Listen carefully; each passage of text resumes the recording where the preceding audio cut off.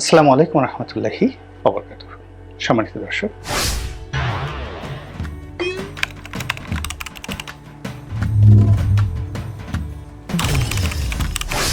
July August বিপ্লবের প্রেক্ষাপট, কার্য এবং কারণ, এগুলো নিয়ে নিত্য নতুন গবেষণা হচ্ছে এবং প্রায় প্রতিদিনই অনেক তথ্য সামনে এসেছে।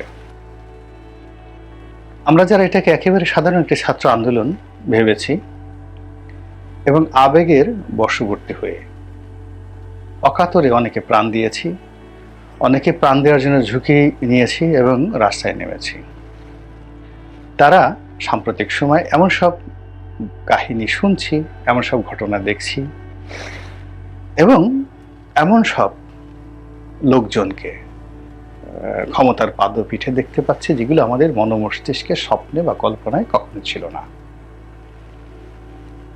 তো সেই দিক থেকে আমরা এটাকে একেবারে নিহায়ত একটি গণ অভ্যুত্থান, গণ আন্দোলন এভাবে যে হয়েছে এটা অনেকে মনে করছি, আবার অনেকে সন্দেহ করেছি আগস্ট সেপ্টেম্বর মাসে যে এই ঘটনা আমেরিকা ঘটিয়েছে। কিন্তু এই ঘটনার পেছনে ভারতের হাত আছে, এটা কয়জন বলেছে আমি জানি না, কিন্তু আমি সে 2014 সন থেকে কিন্তু বলে আসছি যে বঙ্গবন্ধুকে যেভাবে হত্যা করা হয়েছে এবং সেই হত্যাকাণ্ডের সঙ্গে যেভাবে সরাসরি ভারত জড়িত ছিল এবং সেই হত্যাকাণ্ডের যারা নায়ক তাদেরকে যেভাবে ভারত তোষণ করেছিল এবং 15 আগস্টের দিন যেদিন এই ঘটনা ঘটবে তখন ভারতের যিনি রাষ্ট্রদূত ছিলেন মিস্টার সমর সেন, তিনি একেবারে সেই 15 আগস্ট 14 আগস্টে তিনি সীমান্তে পাড়ি দিয়ে কলকাতাতে চলে গিয়েছিলেন এবং এই ঘটনা ঘটার পরে তিনি বাংলাদেশে এলেন। এসেই তিনি খন্দকার মোশতাককে নিয়ে একটি অনুষ্ঠান করেছিলেন ভারতীয় দূতাবাসে এবং সেই দূতাবাসে তিনি কতটা প্রাণবন্ত ছিলেন, কতটা হাসি খুশি ছিলেন, অনেক ছবি আপনারা দেখতে পারবেন খন্দকার মোশতাক এবং সমর সেনের। আমি এই কয়েকটা ছবি দেখেছিলাম প্রয়াত সাংবাদিক M.R. আক্তার মুকুলের যে একটা বিখ্যাত বই মুজিবের রক্তলাল, সেখানে আপনারা দেখে নিতে পারেন। তো বাংলাদেশের যে ইতিহাস যারাই লিখেছেন প্রায় সব ক্ষেত্রেই বঙ্গবন্ধু হত্যার পেছনে আমেরিকার ব্লু প্রিন্ট এবং দিল্লির মাস্টার প্রিন্ট, এটি একেবারে ওপেন সিক্রেট। কিন্তু দুর্ভাগ্য হলো যে আওয়ামী লীগ কখনো এটাকে কগনিজেন্সে নেয়নি। তারা সবসময় ভারতকে আনকন্ডিশনাল ভাবে, মানে শর্তহীনভাবে বিশ্বাস করেছে। এর কারণ হলো বঙ্গবন্ধু হত্যাকাণ্ডের পর শেখ হাসিনাকে আশ্রয় দিয়েছে, অনেক আওয়ামী লীগ নেতা ভারতে আশ্রয় পেয়েছে, সেখানে অনেক রাজনৈতিক নেতৃবৃন্দ যারা রয়েছেন তাদের সাহায্য পেয়েছেন, সহযোগিতা পেয়েছেন। কিন্তু কেন ভারত বঙ্গবন্ধুকে পছন্দ করতেন না, এই জিনিসটি আওয়ামী লীগ কখনো গবেষণা করেনি। ফলে কি হলো, বঙ্গবন্ধুর সঙ্গে ভারতের যে সেনাবাহিনী তাদের সম্পর্ক কেন নষ্ট হলো, ইন্দিরা গান্ধীর সঙ্গে কেন সম্পর্ক নষ্ট হলো, এই জিনিসগুলো নিয়ে আওয়ামী লীগের কোনো গ্রাউন্ড ওয়ার্ক না থাকার কারণে ঠিক একই ঘটনা হুবহু শেখ হাসিনার ক্ষেত্রে ঘটেছে। তো শেখ হাসিনার ক্ষেত্রে যখন এই ঘটনাগুলো ঘটেছে কেউ টের পায়নি বা কেউ বলেনি, অনেকে টের পেয়েছেন বা বলেননি। কিন্তু আমি যেহেতু আমার বয়স অল্প, জ্ঞান গরিমাও একেবারে নির্বোধের মতো, যার জন্য আমি যেটা বুঝেছিলাম আমি সে 2014 সন থেকে কিন্তু এই শেখ হাসিনার যে বর্তমান পরিণতি সেটি নিয়ে তখন বলেছি, অসংখ্যবার বলেছি এবং লিখেছি, কখনো প্রকাশ্যে কখনো ইনডাইরেক্টলি। তো এখন এই জুলাই আগস্ট বিপ্লবের পরে যেটি জানা যাচ্ছে সেটি হলো এই যে বিদ্রোহ, এই যে বিপ্লব, এর পেছনে সরাসরি আমেরিকার হাত ছিল, আমেরিকার পরিকল্পনা ছিল এবং এই জুলাই আগস্টের 3 মাস আগের থেকে Delhi, Dhaka, Washington, Paris, London, Singapore, এখানে বহু বৈঠক হয়েছে এবং বহু অচেনা মানুষ, বহু অচেনা অস্ত্র, যার একটি মুখ ফসকে বলে ফেলেছেন উপদেষ্টা ব্রিগেডিয়ার সাখাওয়াত সাহেব যে এই অস্ত্র এই গুলি এলো থেকে। আমরা তো ময়নাতদন্তে একজনের শরীর থেকে যে গুলি পেলাম, স্নাইপার রাইফেলের যে গুলি, এটি তো পুলিশের কাছে নেই, সেনাবাহিনীর কাছে নেই। এই অস্ত্র এলো থেকে? এ তো নিষিদ্ধ অস্ত্র, জনগণের কাছে থাকার কথা নয়। এই এক কথায় তার স্বরাষ্ট্র উপদেষ্টার পদ সঙ্গে সঙ্গে চলে গেল এবং বেচারা যান নিয়ে এখন টানাটানি। এইরকম অনেক কিছু ঘটেছে যেগুলো ধীরে ধীরে এখন সামনে চলে আসছে। এখন প্রশ্ন হলো যে শেখ হাসিনাকে যদি সরানোর ব্যাপারে, যাকে বলা হয় ভারতের এত উদ্গ্রীব থাকে, তাহলে তাকে বহিনজি বলে, এই সমস্ত কথা বলে, ইত্যাদি ইত্যাদি বলে কেন তোষণ করা হতো? এক। দুই নম্বরে হলো যে তার ব্যাপারে যদি একেবারেই ভারত, যাকে বলা হয় বিরূপ থাকতো, তাহলে কেন তাকে আশ্রয় দিল? তাকে যদি ছেড়ে দেওয়া হতো প্রকৃতির হাতে, এমনকি যদি ক্যান্টনমেন্টও তাকে রাখা হতো, তাহলে তো তিনি গণরসে একেবারে আলু ভর্তা হয়ে যেতেন, বেঁচে থাকতেন না। এটা কেন করলো? এটাই হলো $1,000,000 প্রশ্ন। আমি যেটা 2013 সনের ব্যাপারে আমার একটা অভিজ্ঞতা বলি। ওই সময়টাতে ভারতীয় দূতাবাসের সঙ্গে আমার খুব ভালো সম্পর্ক ছিল এবং তখন যিনি রাষ্ট্রদূত ছিলেন পঙ্কজ শরণ খুবই বন্ধুবর্ষণ ছিলেন এবং আমার সাথে তার ব্যক্তিগত বন্ধুত্বটা ওই পর্যায়ে ছিল। আমরা প্রায়ই আড্ডায় বসতাম, কখনো একাকী, কখনো ক্যাপ্টেন তাজ মুক্তিযুদ্ধ বিষয়ক মন্ত্রী ছিলেন, তার বাসায়। একবার আমরা শাহরিয়ার আলমের বাসায়ও আড্ডা মেরেছি। এরকম তার সঙ্গে ওইভাবে সম্পর্ক। তো যখন আমাকে গ্রেপ্তার করা হলো বা সিদ্ধান্ত নেওয়া হলো, তখন পঙ্কজ শরণের পক্ষ থেকে, ভারতের পক্ষ থেকে শেখ হাসিনাকে অনুরোধ করা হয়েছিল যে এই কাজটি আপনি করবেন না, সে আপনার জন্য ক্ষতিকর নয়। দ্বিতীয়ত, তাকে যদি এই কাজটি করা হয় তাহলে এটা একটা ব্যাড ইম্প্যাক্ট আসবে আপনার সরকারের উপর এবং তাকে কেন্দ্র করে দলের মধ্যে যে একটা তরুণ তুর্কি গড়ে উঠেছে, এটা নষ্ট হয়ে যাবে। কিন্তু শেখ হাসিনা সেই কথা একেবারেই শুনেননি। ফলে আমি যখন ডিবি অফিসে ছিলাম তখন তাদের এক প্রতিনিধি, মানে ভারতীয় দূতাবাসের এক প্রতিনিধি এসে আমার সঙ্গে দেখা করেছিল। আবার জেল থেকে বের হওয়ার পর পঙ্কজ শরণ নিজে আমাকে হাত ধরে বলছিলেন যে সরি রনি ভাই, আমি চেষ্টা করেছি বাট আমি পারিনি, প্রধানমন্ত্রী কোনো কথা শোনেননি বা শোনেন না। তারপর তিনি আরও অনেক কিছু কথা বলেছিলেন এবং সেগুলো নিয়ে আমি বাংলাদেশ প্রতিদিনে লেখাও লিখেছিলাম।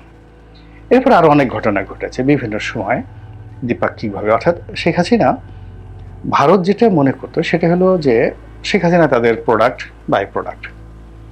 এবং আমরা যেভাবে শেখ হাসিনাকে আওয়ামী লীগের লোকজন যত বড়ই মনে করুক না কেন, বিএনপির লোকজন তাকে কি বলে, পিনাকি যে ভাষা ব্যবহার করে তার সম্পর্কে, দিল্লি, তারপরে আমি আর কথাটা বললাম না, তো দিল্লি দয়া করে দা, এটা যে শব্দটা ব্যবহার করে পিনাকি, ডক্টর পিনাকি, ঠিক এইরকম ভাবে যে শেখ হাসিনা বিরোধী শিবিরে দিল্লির সঙ্গে তার সম্পর্ক নিয়ে তাকে যেভাবে তুচ্ছ করা হয়, তাচ্ছিল্য করা হয়, ভারতের লোকজন কিন্তু সেটা নরেন্দ্র মোদী হোক, কোনো মন্ত্রী হোক, তারা কিন্তু শেখ হাসিনাকে ঠিক ওই রকমই মনে করার চেষ্টা করেছে। তাদের যখন খুব বেশি প্রয়োজন হয়েছে, দরকার হয়েছে, কোনো ডিল করার দরকার হয়েছে, তখন তারা বহিঞ্জি করেছে, যেটা চিরাশ্রিত অভ্যাস। আর যখনই তারা সুযোগ পেয়েছে তাকে কিন্তু অপমান করেছে। তাকে দিল্লিতে নিয়ে অপমান করেছে, একজন উপমন্ত্রী পর্যায়ের লোককে পাঠিয়েছে তাকে রিসিভ করার জন্য। তিনি যখন কলকাতাতে গেছেন তখন তাকে কোনো প্রোটোকলই দেওয়া হয়নি। এমনকি আমাদের রাষ্ট্রপতি যখন গেছেন যাকে বলা হয় আগরতলাতে, তাকে কোনো প্রোটোকলই দেওয়া হয়নি। আব্দুল হামিদ সাহেব যখন গেছেন, তো এই জিনিসগুলো ছিল যে দিল্লি তার যে ফিউডাল মন মানসিকতা, দাদাগিরি, এটি আওয়ামী লীগের উপর, শেখ হাসিনার উপর সবসময় দেখানোর চেষ্টা করেছে। শেখ হাসিনা এই জিনিসগুলো বুঝতেন।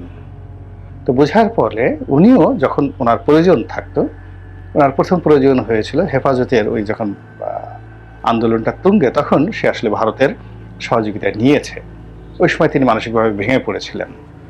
তারপরে 2014 সনে যে নির্বাচন হলো, সেই নির্বাচনের আগে এবং পরে 2 মাস তিনি মানসিকভাবে ভেঙে পড়েছিলেন এবং তখন আসলে ভারতের কথা মতো তিনি অনেক কিছু করেছেন।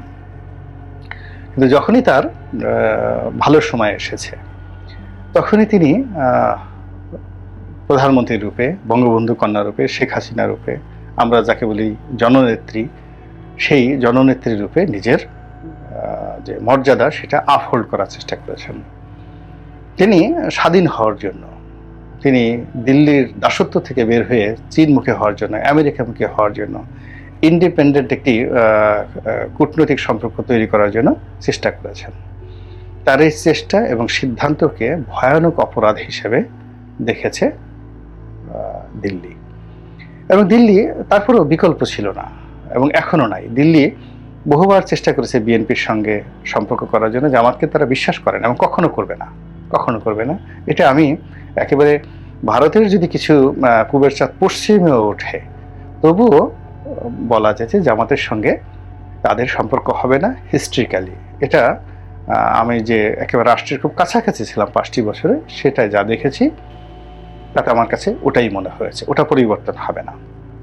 অন্যদিকে বিএনপির সঙ্গে তাদের একটা সম্পর্ক, কিন্তু এখানে ব্যাপার হলো যে তারা যেভাবে বেগম জিয়াকে মূল্যায়ন করেন বিএনপি রাজনীতিতে, তার ঠিক উল্টোটি জনাব তারেক রহমান সাহেবের ব্যাপারে তাদের চিন্তা চেতনা, ধ্যান ধারণা।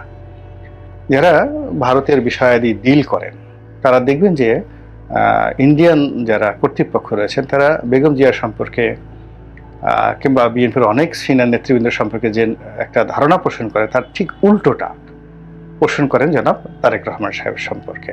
তো কাজেই বিএনপির সঙ্গে তাদের আসলে ডিল অতীতে হয়নি এবং এখনো হওয়াটা বলতে গেলে অনেক অনেক কঠিন বিষয়। এসে তারা ডক্টর মোহাম্মদ ইউনূসের সঙ্গে সমঝোতা করবেন, তো সমঝোতা করবেন, কিন্তু যে অবস্থাটা তৈরি হয়েছিল 2024 সনের নির্বাচনের পরে, শেখ হাসিনার আত্মবিশ্বাসটা একেবারে যাকে বলা হয় তুঙ্গে পৌঁছে গিয়েছিল মার্চ এপ্রিল মাসে। এমন পর্যায়ে পৌঁছে গিয়েছিল যে তিনি নরেন্দ্র মোদী সাহেবকেও পর্যন্ত তুচ্ছ তাচ্ছিল্য করার একটা পর্যায়ে তিনি পৌঁছে গিয়েছিলেন এবং তিনি ধারণা করছিলেন যে তিনি এখন স্বাধীনভাবে দিল্লিকে একটা শিক্ষা দিতে পারবেন। এবং বলতে গেলে তিনি দিল্লিকে রিগ্রেট করে, বঙ্গবন্ধু যেভাবে দিল্লিকে রিগ্রেট করে জুলফিকার আলী ভুট্টোর সঙ্গে বৈঠক করেছিল এবং ওআইসি সম্মেলনে গিয়েছিল করাচি, মানে পাকিস্তানে, একইভাবে শেখ হাসিনার যে বেইজিং সফর, এটি দিল্লিকে বুড়ো আঙ্গুল দেখিয়ে শেখ হাসিনা সেখানে গিয়েছিলেন, যেটা দিল্লি নিতে পারেনি। আর তিনি সেখানে গিয়েছেন ঠিকই, কিন্তু ওখানে গিয়ে আবার তার দিল্লি প্রেম জাগ্রত হয়েছে। তিনি সেখানে গিয়ে একটা নীতিগত একেবারে, যেটা শ্রীলঙ্কার সঙ্গে পাকিস্তানের সঙ্গে চীনের যে সম্পর্ক, সেই সম্পর্কটা চীন কিন্তু বসেছিল তার সঙ্গে করার জন্য, কিন্তু সেটা তিনি করে আসেননি। সেখানে করে না আসার কারণে কি হলো, তিনি যখন বাংলাদেশে এলেন তখন তিনি চীনকেও হারিয়ে ফেলেছেন, দিল্লিকেও হারিয়ে ফেলেছেন। Delhi has already taken the decision. তখন তাকে একটা শিক্ষা দেওয়ার দরকার।